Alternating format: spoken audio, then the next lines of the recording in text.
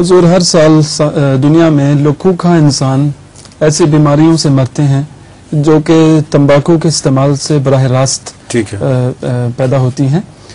تو ہمیں معلوم ہے کہ سگریٹ نوشی اسلام میں حرام تو نہیں کرا دیا جا سکتا، لیکن اس کے باوجود کیا ہم جماعت میں کوئی کیمپین چلا سکتے ہیں کہ احمدی اس کو چھوڑیں؟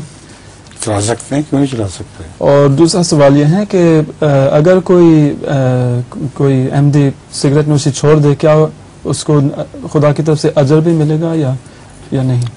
سگریٹ نوشی چھوڑ دینا ہی اجر ہے اس کا، کیونکہ وہ بیماریوں سے بچ جائے گا. اور اجر اس کو کیا چاہیے؟ جی کوئی لطیفہ بھی ہے اس بچے کا.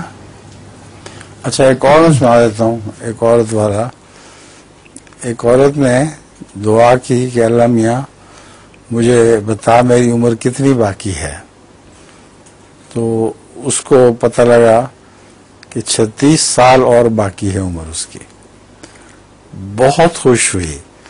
اس نے فوراً سنگھار پٹار کیا، اپنی جلد کھچوائی، یہاں سے اوپر کی ڈھیلی کی جو تھی ڈاکٹر کو کہہ کے اونچا کر لی، اور سنگھار پٹار کر کے اچھے کپڑے پہنے اور دوستوں سے ملنے گئی کہ ان کو خوشخبری سناؤں کہ میں کافی دیر تم میں زندہ رہوں گی. جب وہ کار میں بیٹھنے لگی تھی تو اوپر سے بجلی گری اور وہ وہیں مار گئی بیچاری.